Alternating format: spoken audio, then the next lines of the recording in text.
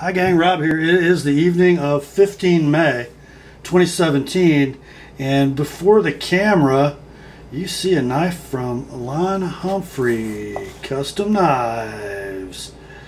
This big long thing is the box that it comes in, and this one is the Reaver. This is a large camp knife, and its name made me Google it actually. You know, Lon seems like kind of an unrefined kind of a guy, but he did some hunting for a pretty cool name.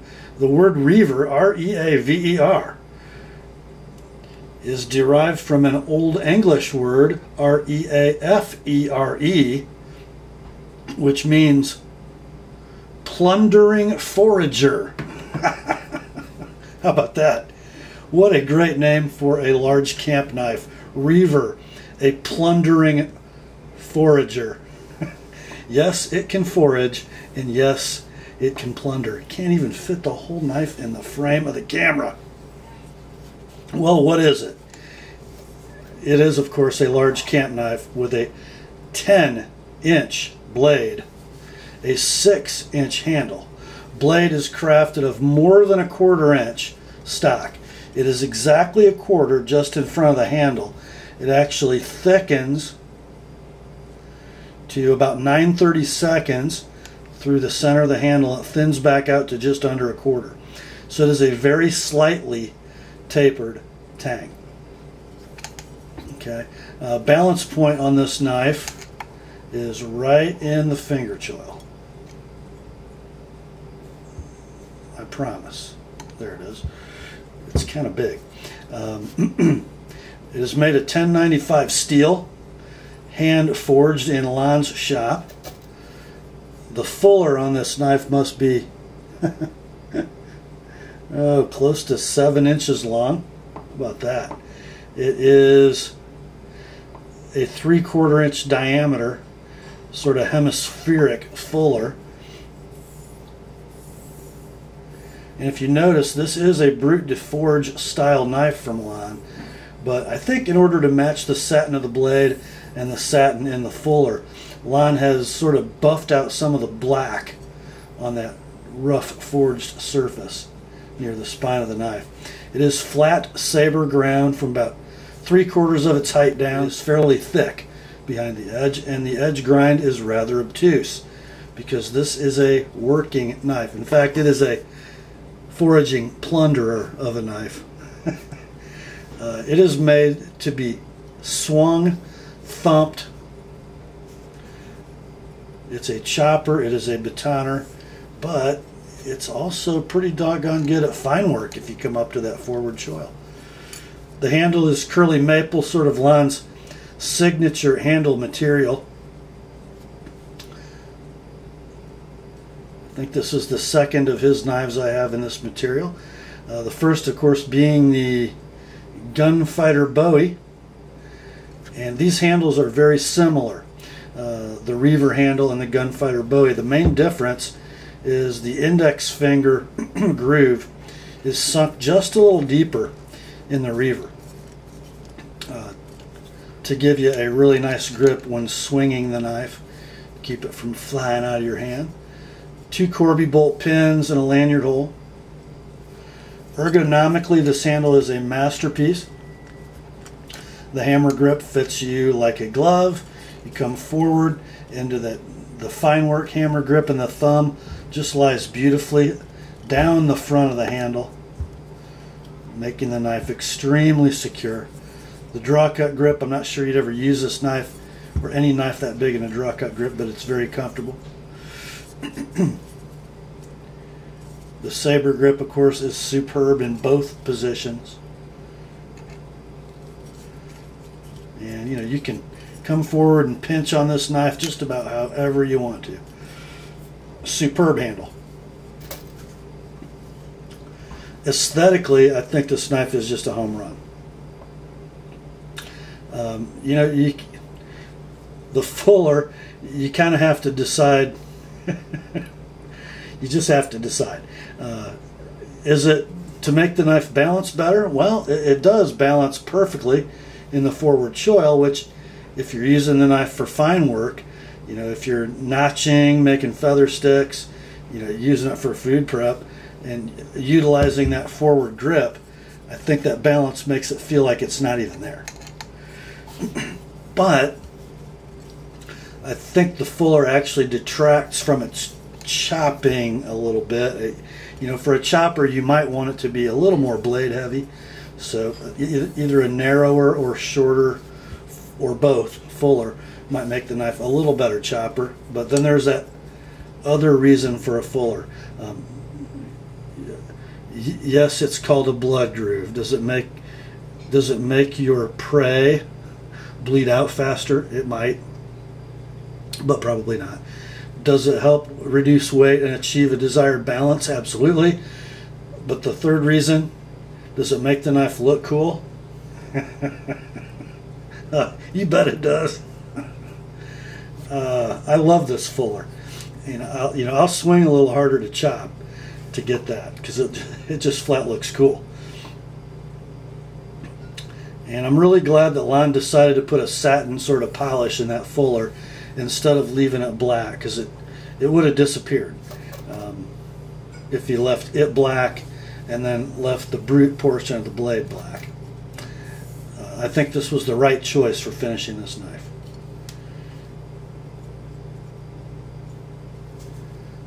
Just yummy. What a gorgeous piece of work. A gorgeous piece of functional, and I mean functional, knife art. Fit and finish on these, and let's face it, guys, we don't buy Lon Humphrey Brute de Forge knives because they have, you know, best in the market fit and finish. We buy them because they make a statement with their finish about how they're made. Rough forged, highly finished. So the blade it's not designed to be perfectly symmetrical from side to side on the grinds, although this one is really good, better than most. I always look at this area on Lon's knives for symmetry. Notice the grind and the right angle from plunge to the top of the grind, and the same on this side, and almost exactly the same distance from top of grind to spine. And this one I kind of appreciate. Sometimes Lon's grinds sort of obliterate his maker's mark. Not on this one. I love that. And going around the rest of the knife, a very slight crown in the forward finger choil that is highly polished. One little flaw right here in the finger guard, the inside of the finger guard, just a little. No cleanup on the polish right there. Not a big deal. This sort of wouldn't be a Lon Humphrey knife if it didn't have one thing like that. I do like how Lon sort of relieved the sharp edge on the handle as it comes close to the finger choil, because if you see how your index finger wraps, you would not want that sharp line to carry through, so he sort of chamfered it as he polished the handle, or as he polished the choil, and it works really well. It makes it super comfortable.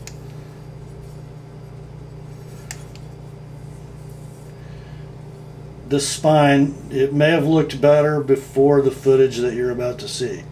It got whacked, I don't know, about 100 times while I was testing. As usual, a bright polish on the edges of the blade, both on the finger side and the spine. Usually there are some lingering grind marks in that polish, and this one is actually quite good in that regard. Very little of that going on. Nice square hafting with just a little bit of a radius going on in the butt from side to side, which I like for comfort. The handle is certainly comfortable. The corners are well rounded, but still has a square enough profile. I think you can see that, guys. It is so hard to get this beast in the camera. Still has a square enough profile that it never wants to turn in the hand. Just really nicely done. The weight on this knife with its 10-inch blade and 6-inch handle and all that thickness is robust. The knife itself is 18.5 ounces, and it comes with a sheath made by Bark River Knives. That, I don't know, guys, it probably adds another 4 or 5 ounces. I did not weigh it. So this is a very versatile sheath. It can be carried on the belt with the dangle, with a cross strap for retention.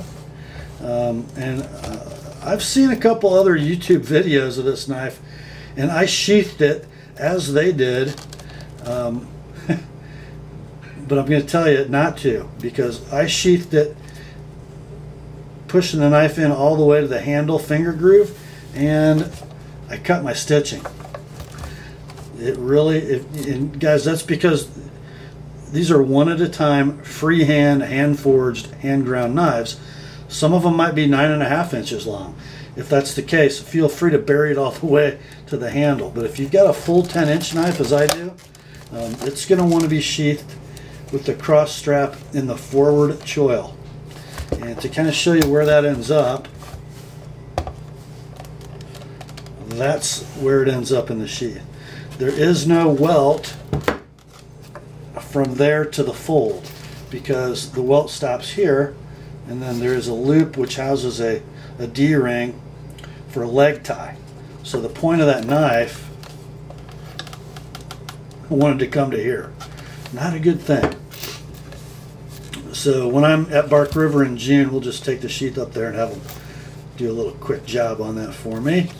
As you can see, not only will it dangle from a belt, it also can be carried horizontally with these large loops, either left or right-handed, I guess. You kind of have to be mindful of how your strap orients. So if you're going to carry it lefty, you carry it edge down on your back. If you're going to carry it right-handed, you carry it edge up. It's a large knife to carry horizontal. I believe I would dangle it for a belt, or go with some kind of bandolier setup across my chest diagonally.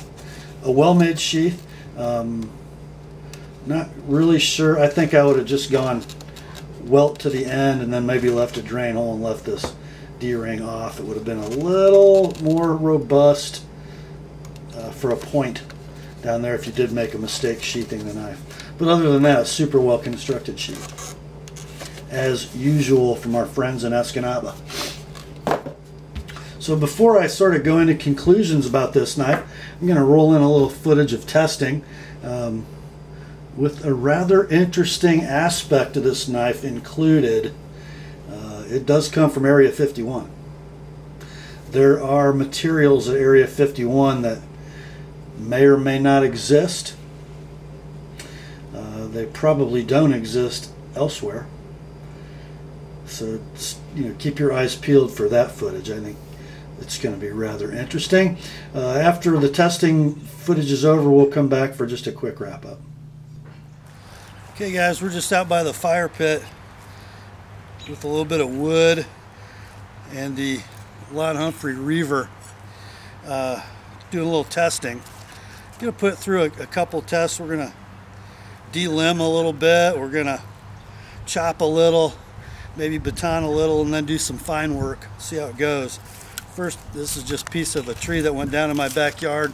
Just going to delimb it.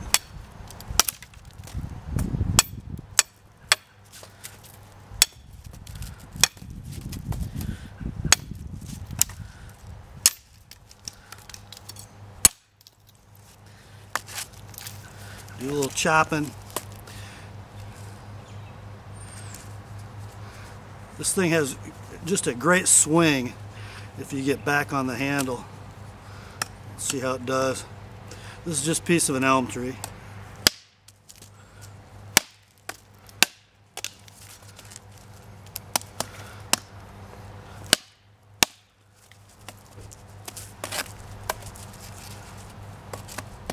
I think I got to get a little more behind it here.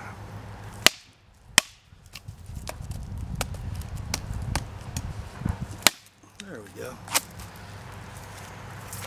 Does pretty well.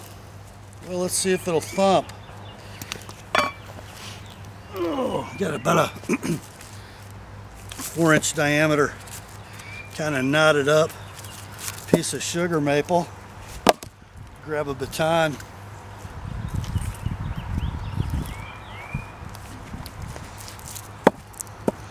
See if the Reaver will get through it.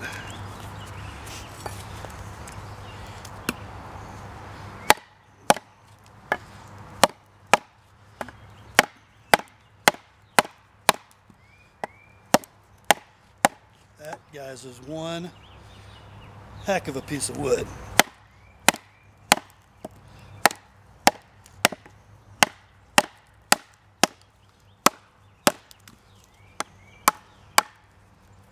Going right through a knot. Maybe you can put a bend in this chunk at 1095.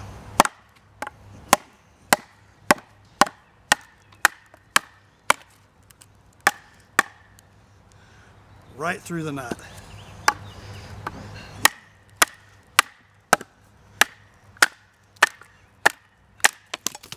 Wow.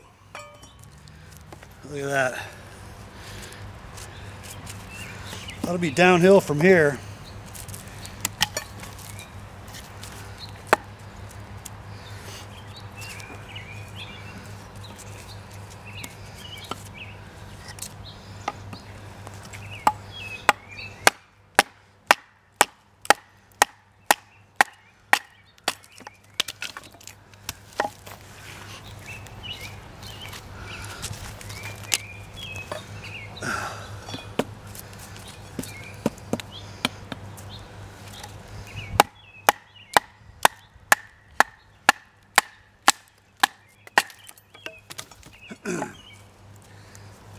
That is one nasty, knotted up piece of maple.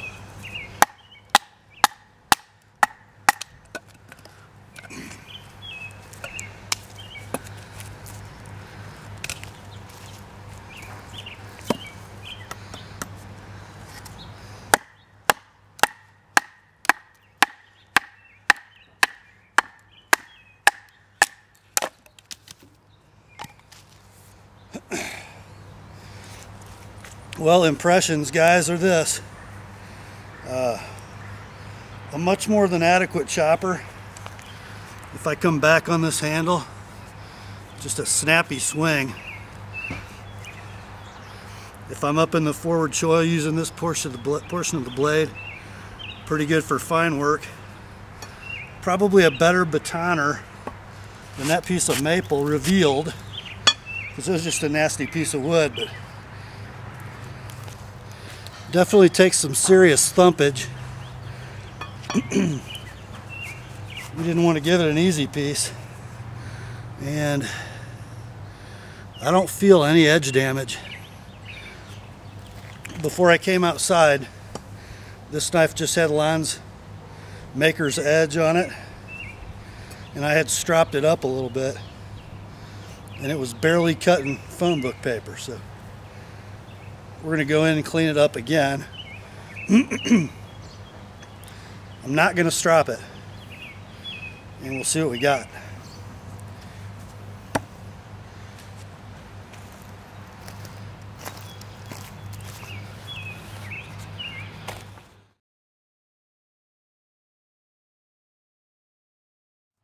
Now, when I was up at Area 51 visiting Lon, we were talking about his forging process, his heat treat, and the content of his steel.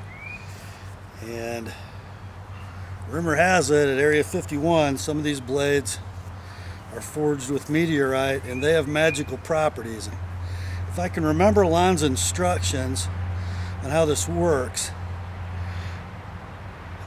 I believe if I do a little Jim Stewart twirl and I just wave the knife over the log, just wave the knife over the log. Wait, I'm feeling something. I'm feeling something.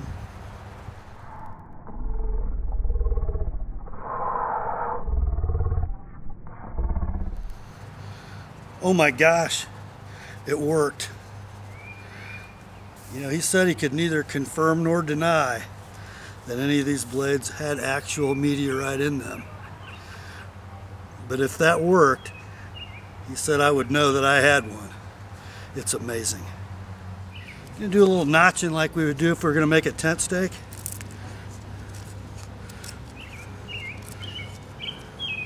Up in that forward choil. Just peeling some shavings.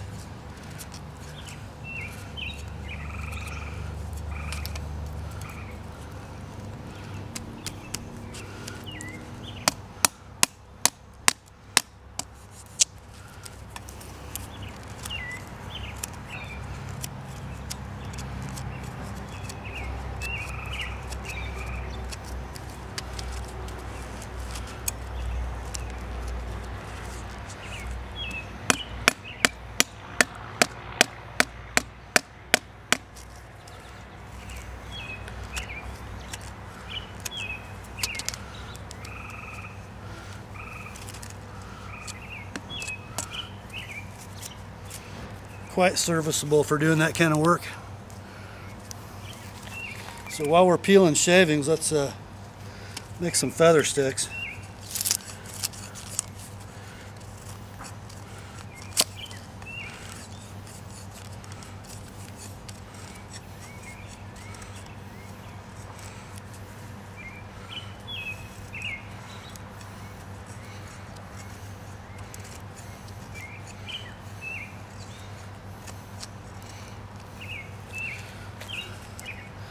Nice work for a big knife. Okay guys, we're in from the great outdoors. Here's the last little bit of use. Some bark, some tree sap. We're just going to clean that up a little bit. A little WD-40. Try to get everything off the edge that we can.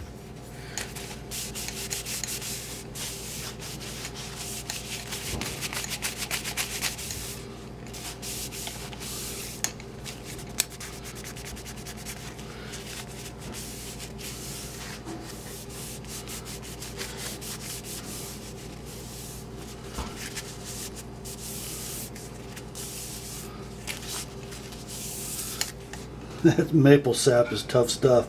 So let's see, and you know, this is after some pretty hefty chopping. I don't know, maybe 5 times more than you guys saw on camera, but and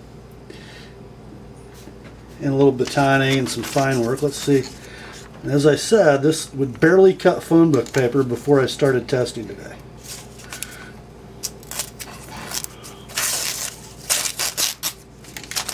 Yeah, I don't know, it's probably not quite as good as it was. They're sort of away from the area that I was working in.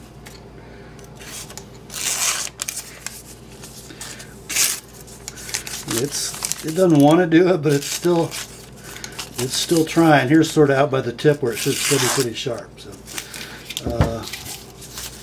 you know, the edge was a little better than that as it came from Lon. Let me grab a piece of notebook paper. So here's just a regular piece of printer paper, copier paper.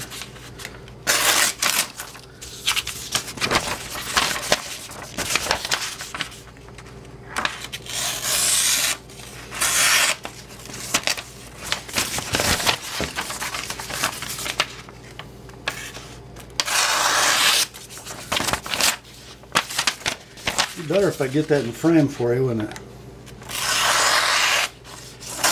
There. So, you know, not shaving sharp. Well, it might be shaving sharp. It's not paper sharp, but is it shaving sharp? Let's see.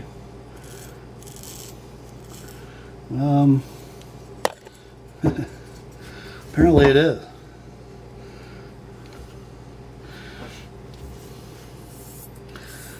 And that's at a pretty wedgy profile. Not really detecting much at all in the way of edge damage. So pretty effective. Now I'm going to strap it up a little bit and then we'll come back and see if it got any better.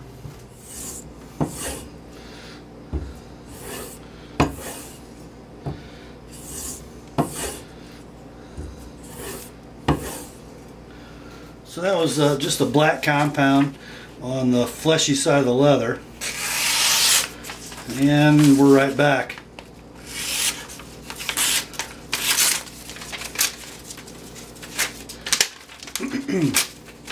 Still a little catch right in that area I was working in. Right there.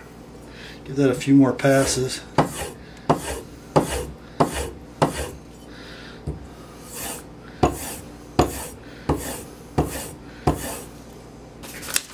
see what we got. Right there. Okay, we're going to move to the green, see what we got. Okay guys, this is green compound on the smooth side of some leather.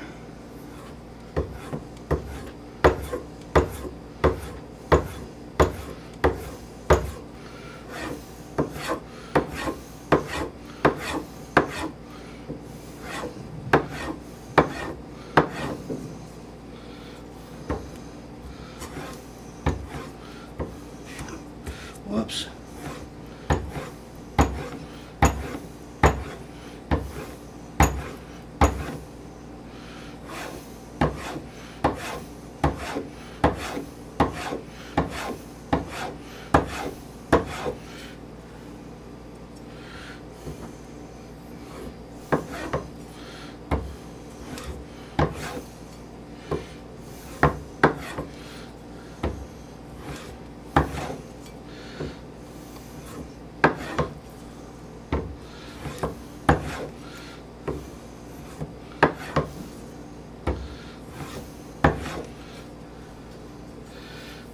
Alright, clean her up a little.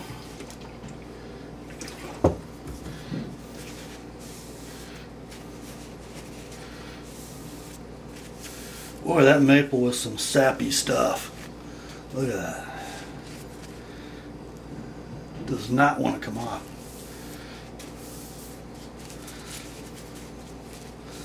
Alright. Now let's see if it'll cut.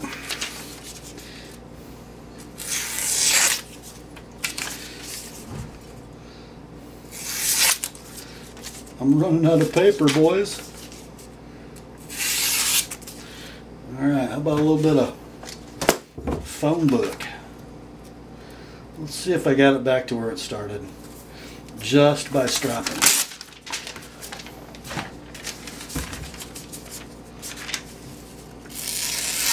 I think I did.